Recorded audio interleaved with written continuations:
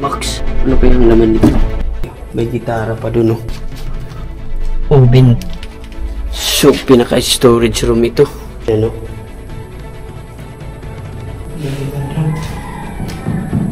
Ano kaya ito? Wow.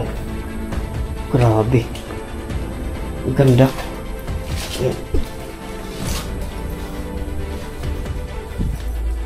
Ano ito?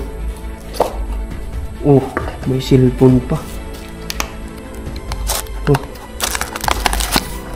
Cellphone, guys. Cherry Mobile. Cherry Mobile. Ito yung kauno ng cellphone dati, ah. Mayroong instrument, guys, oh.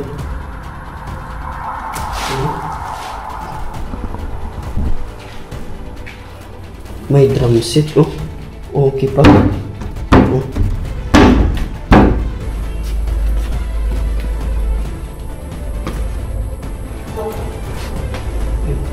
Parang may tumunog.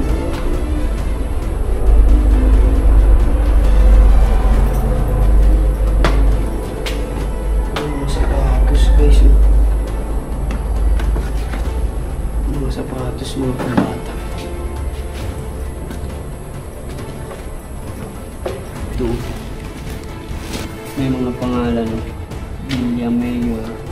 So, hindi natin alam kung ano to. May larawan dito ng babae. So, time check. Mag-aalas 5 na ng hapon. Makikita natin ang isang abandonadong bahay dito sa likod ko na pamagmamay-ari ng isang Amerikano. Sa madi malamang dahilan ay bigla na lang itong iniwan. So ngayong araw ay i-explore natin yung kaloob-looban nito at ipapakita ko sa inyo kung ano nga ba ang meron dito. Ayan. So tara, pasukin po natin. Let's go. Makikita po natin na nasa kalagitnaan ito ng kagubatan. So itong bahay na to ay naging survivor ng Yolanda taong 2013. So ito ang kaisa-isahang bahay na nananatiling nakatayo na hindi man lang nasira. So ang nakatira dito ay isang Amerikanong pastor na pagkatapos ng Yolanda ay bigla na lang naglaho ng hindi malamang dahilan. So ngayon papasukin natin ang bahay niya. Habang papalapit pa lang ako sa bahay na to ay nakakaramdam ako ng takot dahil hindi natin alam kung ano ang meron dito sa loob dahil sa sobrang tagal na rin nung iniwan ito. Itong lugar na to dati ay plaza ito at sobrang ganda. Pero makikita po natin ngayon, grabe, tinubuan na ng maraming damo. Habang papalapit na ako sa bahay na to ay laking gulat ko na makita ko na nakabukas na ang pintuan nito. Kaya naman pinasok ko na ito.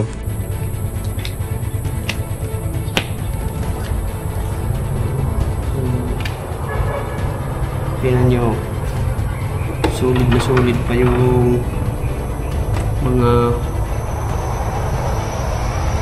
ano niya, pinto. At nang makapasok na ako sa bahay na to ay bumungad sa akin ang mga nagkakalat na mga lumang damit at malalaking bag na to na nandito sa harapan ng pinto.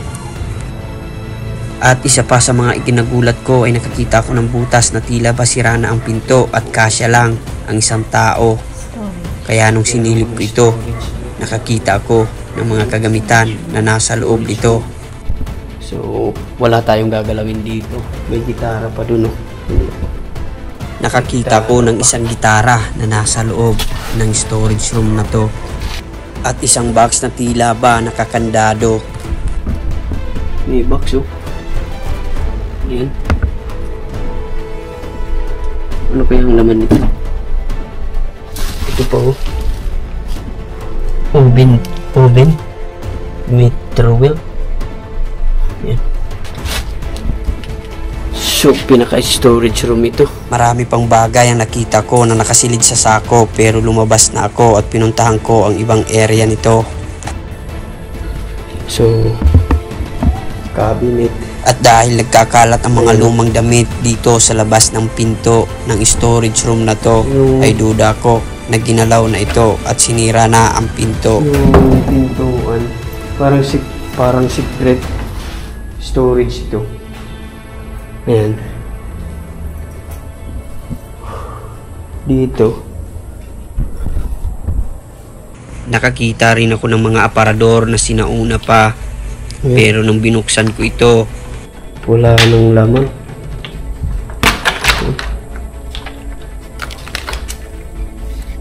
Wala na rin guys. Wala na. So okay pa tong cabinet na to, pero wala nang laman. May CR pa. Hinalungkat na rin, oh. Wala. Ayan. May mga notebook pa.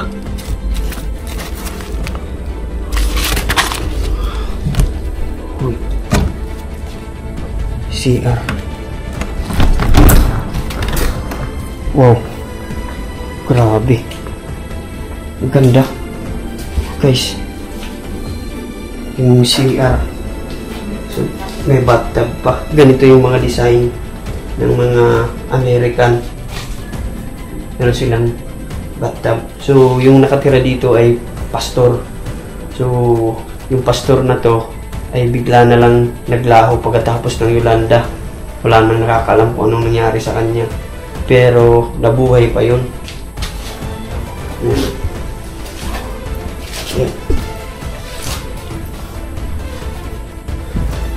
So, siguro ito parang parang kwarto. Ayan, wala na rin yung higaan. At ang mas kinagulat ko dito nang makakita ko ng cellphone na Cherry Mobile na nasa bintana nito. Ito. Oh, may cellphone pa. Oh. Cellphone guys. Cherry Mobile. May cellphone pa. Cherry Mobile. Ito yung kauno na ang cellphone dati Cherry Mobile.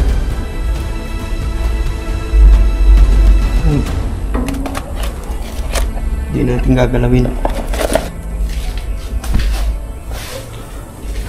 So, etong bahay na to ay dito siya nakatira dahil meron siyang simbahan katabi lang nito. Mamaya ay i-explore natin. Ayan, ito pa yung mga pants. Sobrang dami, May mga pants pa. Ang ganda pa,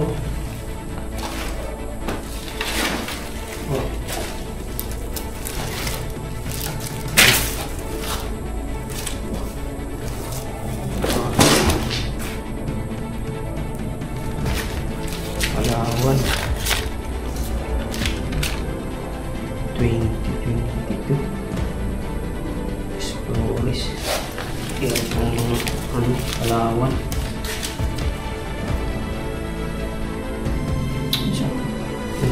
Meron pang mga cabinet dito. Kung pagdating dito, marami pang mga cabinet. Gaya nito, nasira na lang. Mayroong instrument guys,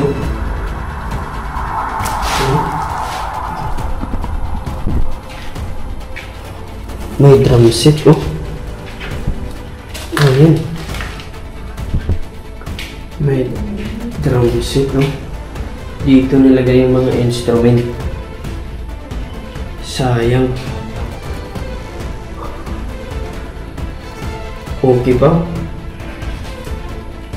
Okay pa? Ayan. Tinaman. Okay pa? Okay pa siya, guys. So, dito nilagay yung mga instrument para sa simbahan. Kasi nga, pastor yung nakatira dito dati na taga-Amerika.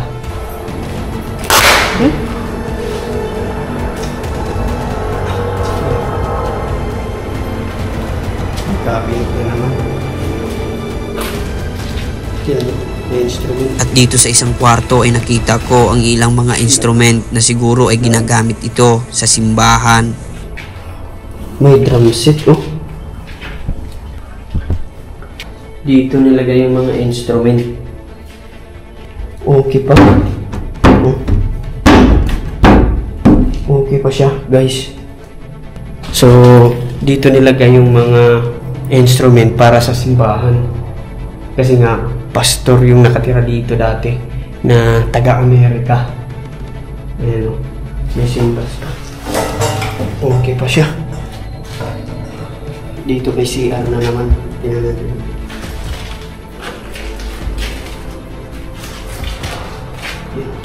May CR dito. Magana pa. Wala na. Dito siguro yung lababo nila. Meron pa mga gamit.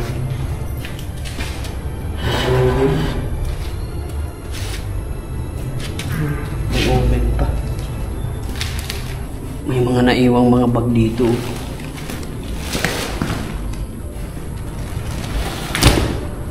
May mga laman siguro itong mga dokumento. Akit tayo. At nang papaakyat na kami, ay may narinig kaming tao na parang umubo. Di ko alam kung galing saan ang tunog na to, pero kinilabutan ako. Parang may tumunog. Pero dinedma ko na lang ito. At sa hagdanan ay manakita kong mga sapatos na tila ba mayroong mga pambata at pangmatanda. Nakasilid ito sa balde.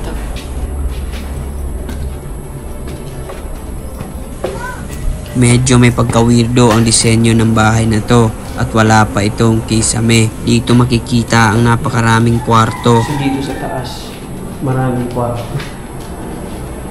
Dito yung kwarto. May mga papel pa. At ang isa sa mga umagaw ng atensyon ko ay ang mga papel na ito na nagkakalat dito. Yung mga litrato. May mga litrato ng mga tao pero hindi ko na lang ipapakita ito kasi pribado ito. At dito nakakita rin ako ng isang litrato ng babae. Siguro isa ito sa mga nakatira dito. May larawan dito ng babae. American. At pagkatapos nito ay tiningnan ko na ang ibang parte ng kwarto dito sa taas ng bahay na to. Wala nang gamit. So, bigla na lang itong iniwan ng isang Amerikanong pastor at pati ang kanyang simbahan. So, yung simbahan niya nasa tabi lang. Mamaya, pupuntahan po natin at sisilipin natin. So, may kwarto doon sa kwarto. Nang silipin ko ang ibang kwarto dito sa taas ay halos lahat wala nang laman ito.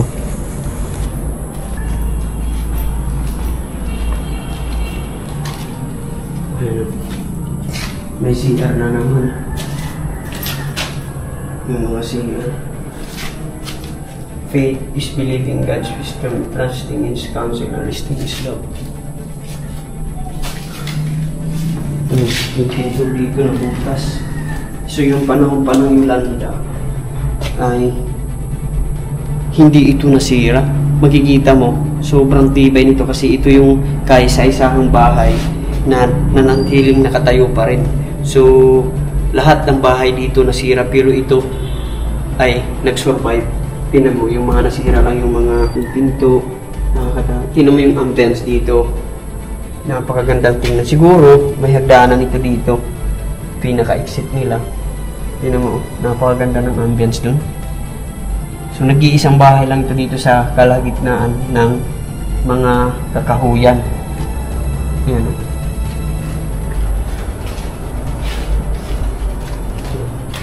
So, dito, biruin mo, sobrang dami ng kwarto.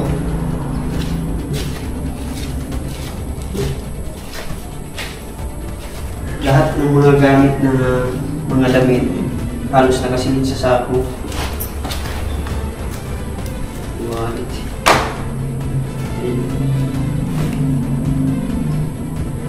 So may ibig sabihin yung babae kasi may bra. May bra siya.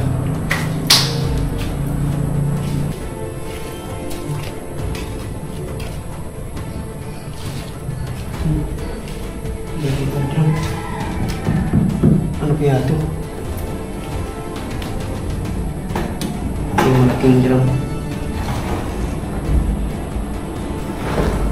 loob nito, guys.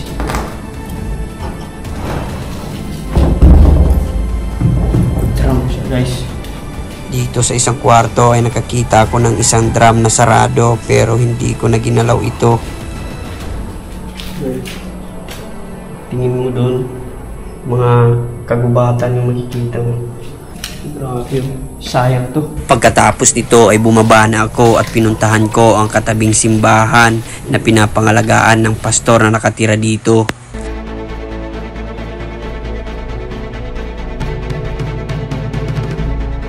Ito yung simbahan ng pastor na nakatira dun sa bahay na in-explore natin.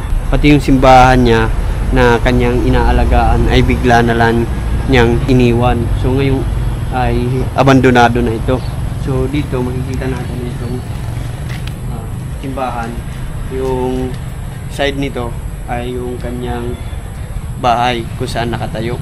Pagkatapos ng Yolanda ay nilisan ng pastor ang simbahan at ang kanyang bahay na tinitirahan at ang kanyang membro ay nagkawatak-watak at hindi alam kung saan nagpunta at sa hindi malamang dahilan ay bigla na lang itong naglaho.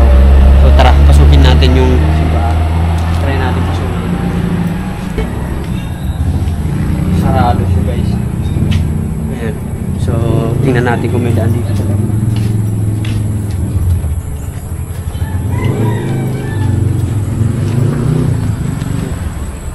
So, ang dating masayang simbahan, ang dating masayang lugar ay ngayon ay parang wala nang itsura.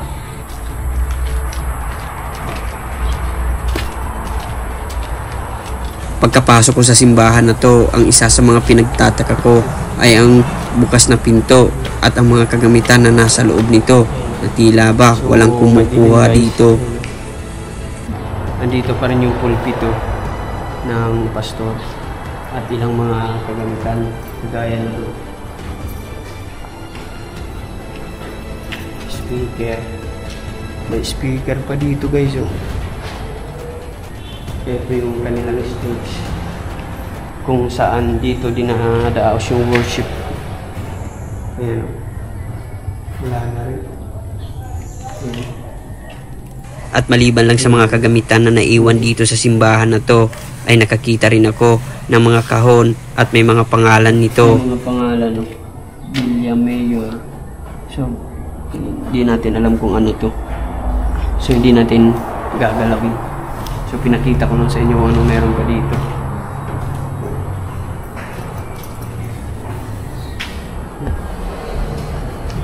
Yung mga electric fan.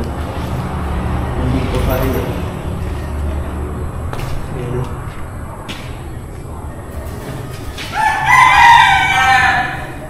Nilalagayan ng offering. Yung mga upuan at yung mga electric fan ay hindi pa rin nagalaw. Dito pa rin.